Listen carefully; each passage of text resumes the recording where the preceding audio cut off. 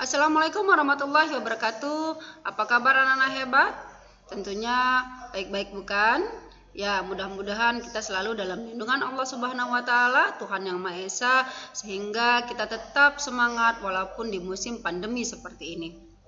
Anak-anakku sekalian, setelah kemarin kita sudah berbicara tentang usaha dan pesawat sederhana sampai ke katral dan roda berporos.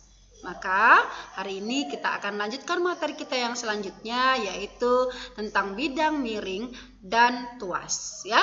Oke, sekarang perhatikan di layar monitormu sudah ada bidang miring.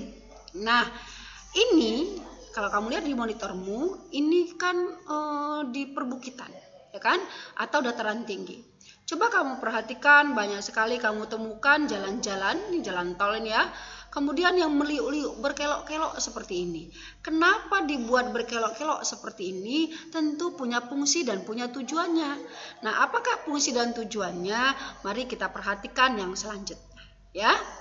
Oke, tapi sebelumnya di bukumu, di buku paketmu sudah ada cara apakah benar alat itu menggunakan bidang miring. Ini adalah mur. Mur ini adalah contoh dari bidang miring. Bis dulu sempat berpikir, apa iya mur ini bidang miring, dari mana bidang miringnya? Tapi ternyata bisa dibuktikan dengan cara seperti ini. Ini adalah kertas origami yang kita lipat atau kita bagi menjadi dua.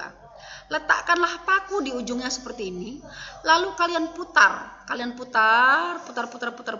Nanti hasil putarannya itu akan berbentuk seperti ini.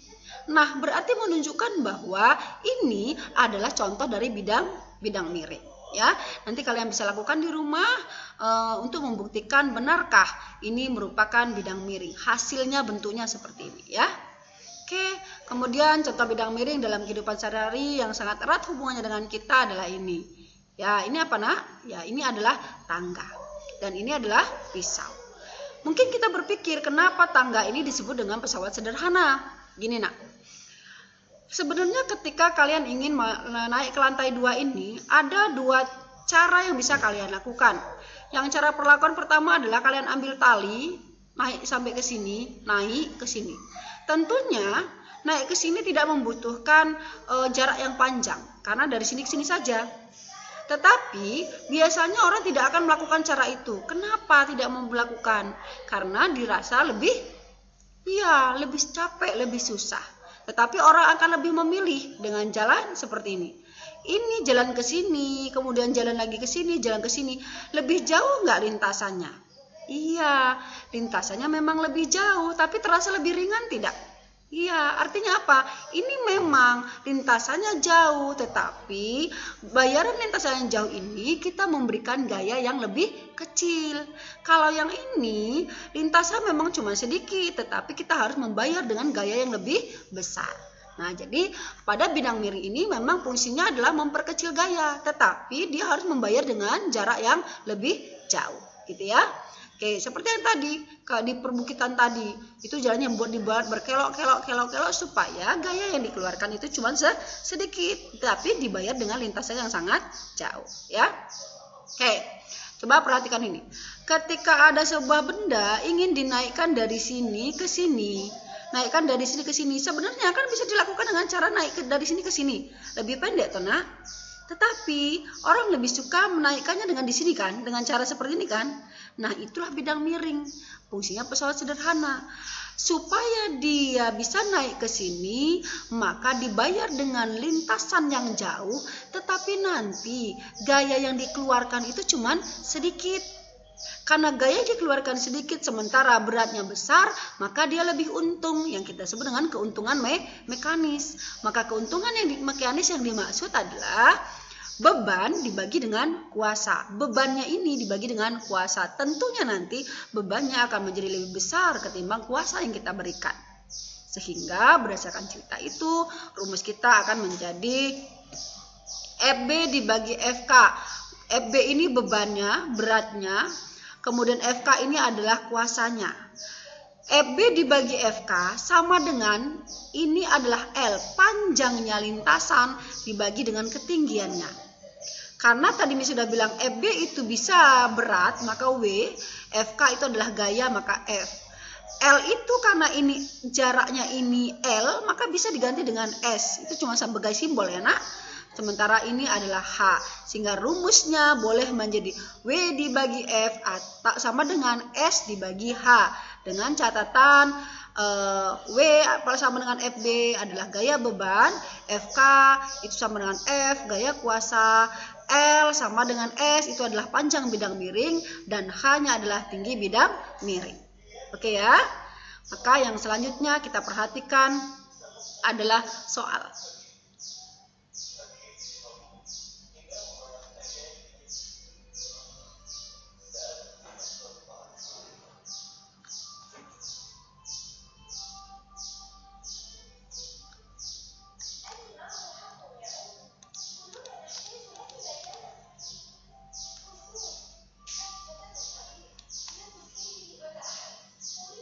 Oke, perhatikan soal berikut. Ada sebuah beban yang ingin diangkat. Oke, ini aja dulu. Ada sebuah beban yang beratnya 4000 Newton yang ingin diletakkan di sini, yang punya ketinggiannya hanya 75 cm. Tetapi tidak dilakukan dengan menaikkan hanya 75 cm, diberi alat bantu, yaitu berupa papan atau berupa bidang miring yang punya jarak 3 meter. Nah, kamu lihat panjangnya sebenarnya ketinggiannya cuma 75 cm, tetapi orang lebih memilih dengan panjang 3 meter. Mengapa? Karena agar gaya yang dihasilkan itu tidak lebih dari 4000 atau lebih kecil dari 4000. Maka apa yang harus dilakukan? Seperti ini, bidang miring. Rumusnya kembali lagi adalah W dibagi F sama dengan S dibagi H. Kalau kita kalikan silang, maka rumus ini bisa menjadi F kali S sama dengan W kali H. Ya, F-nya dari soal tidak tahu berapa. S-nya dari soal 3 meter. Tapi W-nya beratnya itu 4000. Nah, 4000 ini ingin dinaikkan hanya dengan setinggi 75 cm atau 0,75. Maka kalau ditanya berapakah F-nya, maka F-nya adalah 1000 Newton. Coba kamu perhatikan. Gaya yang dikeluarkan berapa? 4000, tetapi berat yang dibutuhkan berapa? 4000, tetapi gaya yang kita keluarkan cuma berapa? 1000. Lebih rendah apa lebih kecil? Lebih besar apa lebih kecil? Lebih kecil. Untung tidak? Untung. Kalau ditanya berapa untungnya? Kalau ini 4000, ini 1000. Untungnya menjadi 4 kali lipatnya. Maka bidang miring ini termasuk dalam contoh pesawat sederhana. Nah, contoh yang selanjutnya, perhatikan ini. Ketika ada benda atau ada seseorang mendorong benda seperti ini, jika benda tersebut masanya 20 kg dan gravitasinya adalah 10. Kalau jaraknya ini hanya 2,25 meter, tetapi orang itu lebih memilih menggunakan bidang miring yang panjangnya adalah 15 meter. Gitu kan ya? Pertanyaannya, berapakah keuntungan mekanisnya? Yang kedua, berapakah gaya dorongnya? Sama seperti tadi. Yang kamu lakukan adalah, kalau ditanya keuntungan mekanis, boleh menjadi S dibagi H. Kenapa kita ambil S dibagi H? Karena memang S-nya sudah ada, tinggal dimasukkan saja. 15 dibagi 2,25. Kalau kita sederhanakan menjadi 20/3 kali atau 6,6666 kali. Jadi punya keuntungannya adalah 6,6 kali. Gitu ya nak? Nah, lalu ditanya, berapakah gaya yang diperlukan? Kalau sudah ada KM-nya tadi 20/3, sementara bebannya itu sendiri adalah 20 kilo, hati-hati nak, maka dijadikan berat jadi berapa? Jadi 200, kita bagi F, maka akan bertemu dengan nilai 30 Newton. Gitu ya. Nah, contoh seperti ini juga. Rogu ingin menurunkan sebuah karung beras dari atas truk. Jadi dari atas truk ini ingin dikeluarkan kantung beras. Ia mengambil sebuah papan, bidang miring ini berarti kan.